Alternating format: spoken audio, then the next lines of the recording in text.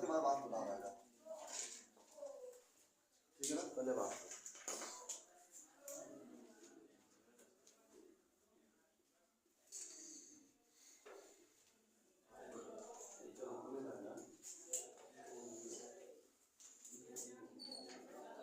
वाष्प देखो क्या होता है। वाष्प का मतलब होता है कि किसी भी विलायक को, विलेय का तो वाष्प बनता नहीं आपका, किसका, विलायक का। ठीक है ना, विलायक को क्या करोगे, ताप दोगे। क्या करोगे, ताप। मान लो कि किसी बर्तन, देखो ये वाष्प मतलब क्या होता है, किसी बर्तन में एक विलायक को रखा गया। ठीक है ना, किसी बर्तन में विलायक को रखा गया। मान लो कि जल के अणुओं को रखा गया। जल के अणुओं को रखने के पश्चात यहाँ पर मान लो रखा गया, इसके बाद क्या दिया गया, यहाँ पर ताप दिया गया। क्या दिया गया, ताप दिया गया। जब इसमें आप ताप देते हो, ठीक है ना, ताप देते हो, तो ताप देने के बाद, ताप देने के पश्चात क्या होता है कि ये क्या होते हैं, द्रव से क्या बनने लगते हैं, गैस बनने लगते हैं। द्रव से क्या बनने लगते हैं, गैस। ठीक है ना, क्या बनने लगते हैं, द्रव से गैस बनने लगते हैं। क्या बनने लगते हैं, गैस बनने लगते हैं। जब द्रव से गैस बनने लगते हैं, इस क्रिया को क्या कहते हैं, वाष्प कहते हैं। ठीक है ना, किसी भी विलायक के अणु जो क्या होते हैं, द्रव से गैस बनने लगते हैं, वह प्रक्रिया क्या कहलाती है, आपका वाष्प कहलाती है। अब इस वाष्प के बाद क्या है, वाष्प दाब क्या है, वाष्प दाब है, जैसे मान लो कि यहाँ पर आप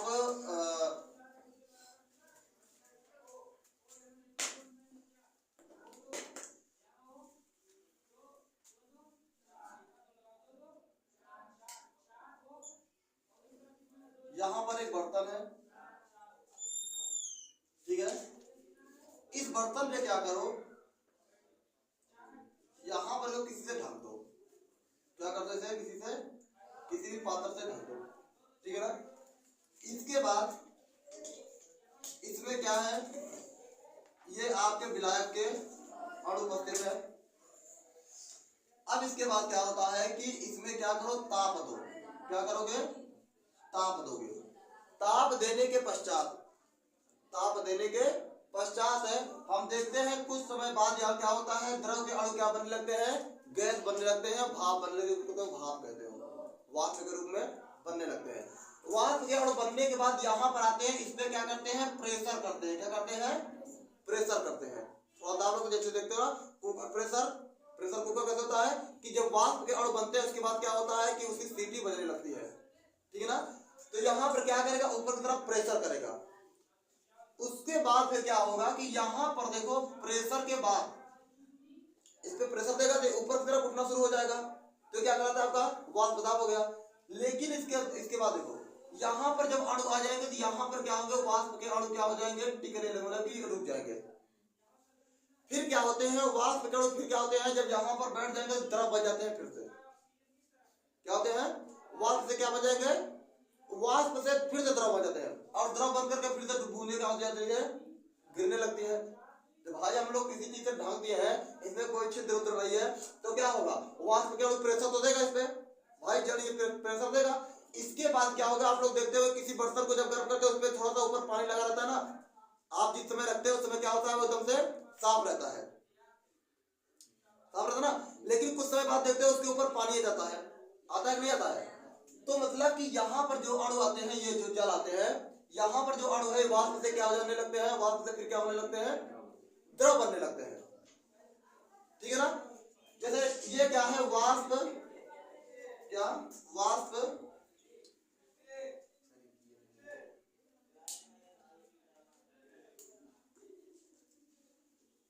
वाष्प और द्रव दोनों क्या है, रिवर्सिबल प्रोसेस है, रिवर्सिबल प्रक्रिया है। मतलब वाष्प से द्रव बनता है, द्रव विलयनों का वाष्प दाब। ठीक है ना, अब ध्यान दो, द्रव विलयनों का वाष्प दाब क्या है। जैसे हम लोग कहते हैं कि माना द्रव मतलब कि दो, इसमें क्या होगा, विलेय प्लस विलायक। ठीक है ना, विलेय प्लस विलायक, दोनों का वाष्प दाब क्या होगा, दोनों को मिलाने पर क्या होगा कि जब द्रव विलेय और विलायक दोनों को क्या किया जाए, मिलाया जाए, तो इसके वाष्पन की जब क्रिया होगी तो दोनों का योगदान क्या होगा, बराबर होगा। अर्थात जब वाष्प दाब आएगा, जब वाष्प दाब की बात आएगी, तो क्या होगा कि दोनों बराबर प्रेशर देंगे। ठीक है ना, दोनों ऐसे ये एक पात्र है, एक बर्तन है, ठीक है ना। यहाँ पर मान लो कि ये आपके विलायक के अणु है, द्रव द्रव विलायक, ठीक है ना। ये क्या है, द्रव विलायक है। और यहाँ पर आपके मान लो विलेय के अणु है ये, ठीक है। दोनों को क्या किया गया, दोनों क्या किया गया, दोनों को जब इसको स्थिर ताप पर, एक ताप पर क्या किया गया, गर्म किया गया, तो दोनों क्या होंगे, मिक्स हो जाएंगे, ठीक है ना। दोनों मिक्स होने के बाद क्या करेंगे, यहाँ पर प्रेशर करेंगे, दोनों बराबर मात्रा में ताप लगाएंगे, ठीक है ना, बराबर मात्रा में ताप लगाएंगे ना। तो इस प्रक्रिया में दोनों का योगदान है बराबर का, ठीक है ना, दोनों क्या है, योगदान क्या है, बराबर है। तो इस प्रकार से देखो दाब को कैसे लिखा गया, कहा गया माना दो घटक ए और बी है, ए और बी है, जिस पर आंशिक वाष्प दाब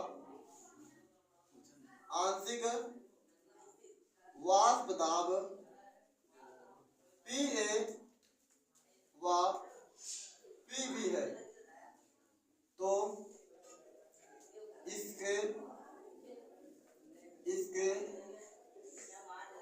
वाष्प दाब बराबर, ठीक है ना। इसके वाष्प क्या होंगे भाई, वाष्प दाब बराबर क्या होता है, P होता है, वाष्प दाब P बराबर क्या हो जाएगा आपका, वाष्प दाब P बराबर हो जाएगा PA प्लस PB हो जाएगा, PA प्लस क्या हो जाएगा, PB हो जाएगा, ठीक है ना।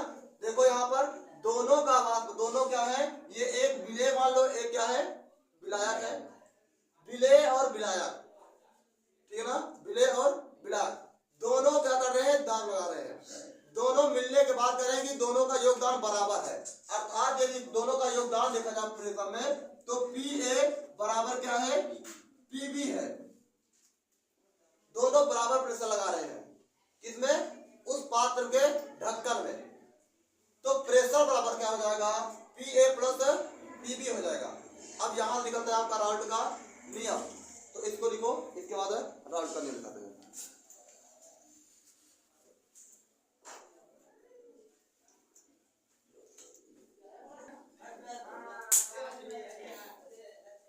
देखो राउल्ट का नियम,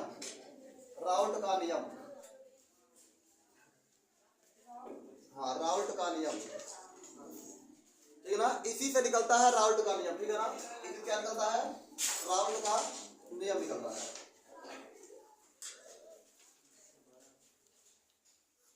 लिखो राउल्ट के नियमानुसार,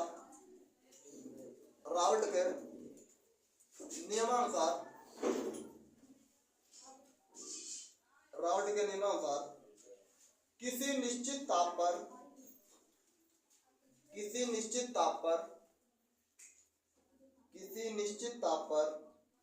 विलयन में उपस्थित किसी निश्चित ताप पर विलयन में उपस्थित किसी वाष्पशील अवयवी घटक का आंशिक वाष्प दाब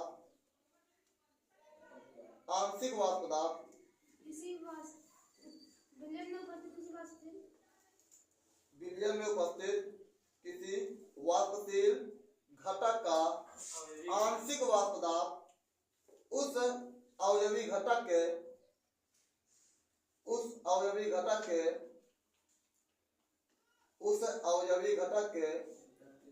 मोल प्रभाज के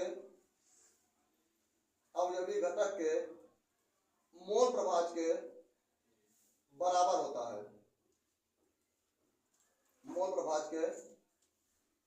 होता है, ठीक है ना।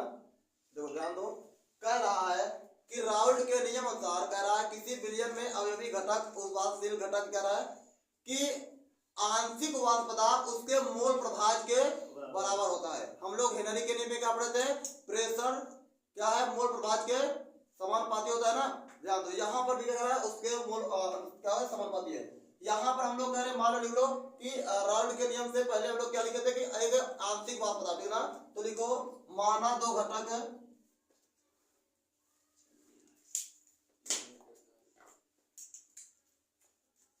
माना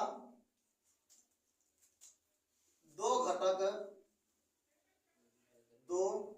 घटक ए और बी है, ठीक है ना, ए और बी है। तो ए का आंशिक दाब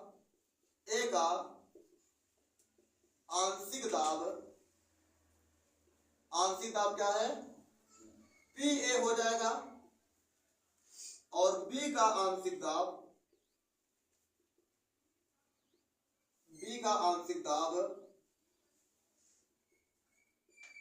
पी बी हो जाएगा, ठीक है ना, क्या हो जाएगा पी बी। अब ए का मोल क्या हो जाएगा, ए का मोल प्रभाज क्या हो जाएगा, देखो ए का मोल प्रभाज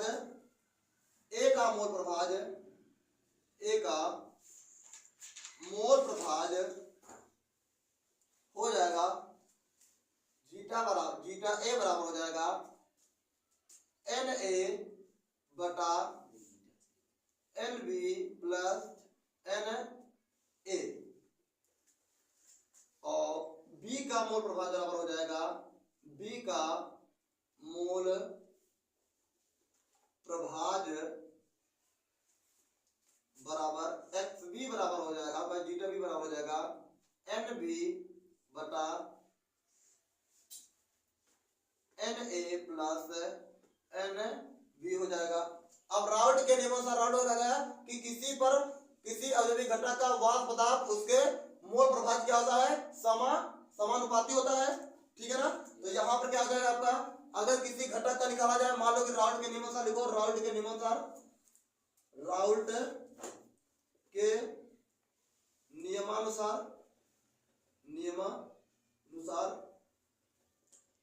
क्या हो जाएगा, किसी भी घटक का मोल प्रभाज, क्या घटक का वाष्पशील दाब उसके मोल प्रभाज के समानुपाती होता है।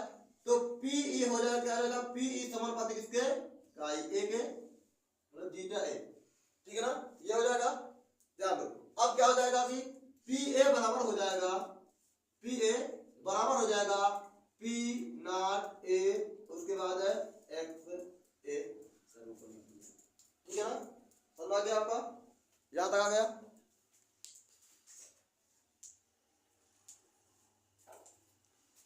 इतना समझ आया आपको। अब इसके लिए बी के लिए लिख लो। अब ये इसको मान लो समीकरण एक, क्या मान लो, समीकरण एक। देखो यहाँ पर ये क्या है, पी ए क्या, पी नॉट ए क्या है, स्थिरांक है, क्या है, स्थिरांक है, क्योंकि यहाँ पर समानुपात का चिन्ह है ना, क्लिक है, तो ये क्या है, ये स्थिरांक है।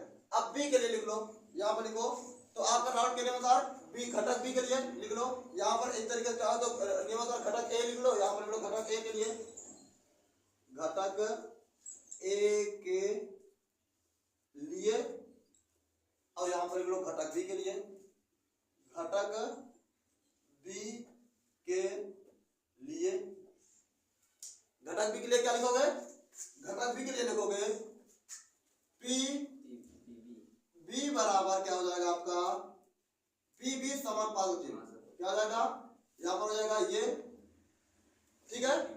अब इसके बाद क्या हो जाएगा, पी बी बराबर हो जाएगा पी नॉट बी, उसके बाद है मोल का बी हो जाएगा, ठीक है ना, ये समझ आ गया आपके, कोई डाउट, ठीक है। इतना सा, इसको क्या मान लो, समीकरण 2 मान लो, क्या मान लो, समीकरण 2 मान लो, ठीक है ना, इतना लिख लिया, आगे चल लिखो। अच्छा, अब हम लोग एक चीज देखे थे अभी, P बराबर क्या माने थे, पी ए प्लस है, पी बी माने थे नहीं माने थे, चलो यहाँ पर लिख लो, हम लोग अभी देखे थे, यहाँ पर एक चीज हम लोग लिख था, P बराबर P A plus P B, ये हम लोग लिखे थे, ठीक है। तो अब हम लोग क्या, P के स्थान पर, पी ए के स्थान पर इसको लिख दो, और पी बी इसको, और पी बी के स्थान पर इसको लिख दो।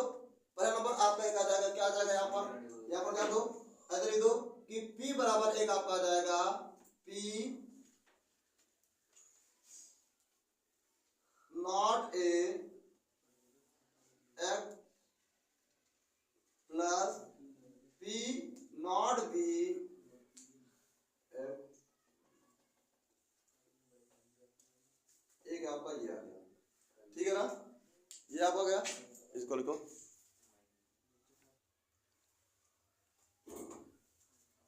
देखो अब यहाँ पर हम लोग क्या है, अब हम लोग को पता है एक चीज हम लोग जानते हैं, इस बात को हम जैसे लिखो, हम जानते हैं क्या कि मोल प्रभाव बराबर होता है x प्लस मतलब कि x विलेय प्लस x विलायक। मान लो ऐसे मान लो x ही इसको हम लोग कहते हैं, जानते हैं, ठीक है ना, मतलब कि मान लो ये आपका विलेय है प्लस मोल प्रभाव के लिए ये आपका क्या है, विलायक है, या मान लो इसको विलायक मान लो, इसको विलेय मान लो, इसका बराबर होता है 1। क्या होता है इसका मान है 1 होता है मोल प्रभाव में, ठीक है ना, इसका मान क्या होता है 1 होता है। अब हम लोगों को अगर x b का मान निकालना हो या x a का मान निकालना हो, क्या हो जाएगा, मान लो हम लोग x कितने निकालना है, x b बराबर क्या हो जाएगा आपका, x b क्या हो जाएगा, 1 माइनस x a, नहीं x a बराबर आप निकालो, x a बराबर निकालो 1 माइनस x b हो जाएगा ना भाई, ये इधर आया तो उधर हो गया, ठीक है, ये आपका हो गया, इतना मान आपका आ गया। अब आप लोग अभी निकाले थे कि P बराबर आप लोग निकाले थे P not x a plus P not x 20 को मान लो, यह निकाले थे। अब यहां पर मान रख दो, P बराबर रख दो क्या, P यहां पर क्या है, x है, ठीक ना, 1 माइनस x b, इसको रख दो plus P B, P not B plus X B, इसको मान लो, ठीक है। अब क्या कर दो, इसको क्या कर दो, इसको इसमें गुणा कर दो, क्या हो जाएगा, p बराबर क्या हो जाएगा, p not minus p not X B हो जाएगा, प्लस क्या हो जाएगा p not b plus X B हो जाएगा, ठीक है ना, ये अब आ गया। अच्छा ये एक्स ए था यार, ये पी ए था, ये पी ए है, ठीक है ना, ये आप आ गया, ठीक है ना। अब क्या करोगे आप,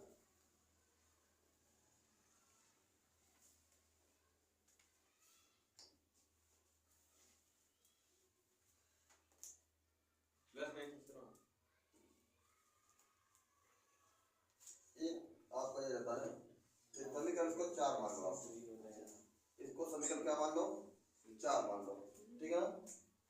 अब इसके बाद है क्या करना है,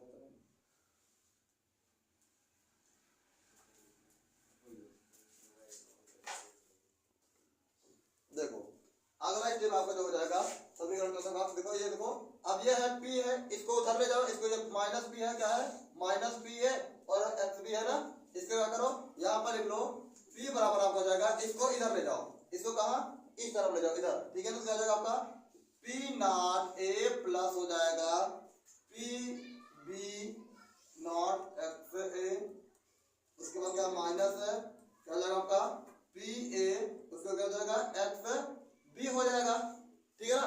अब क्या करो, दोनों में x क्या है, कॉमन है, ठीक है ना, तो p बराबर आपका हो जाएगा p not a plus x common आप ले लो, चाहे ले लो, कॉमन ले लेते हैं, x यहाँ पर p है, x b, उसके बाद क्या हो जाएगा p not b minus b,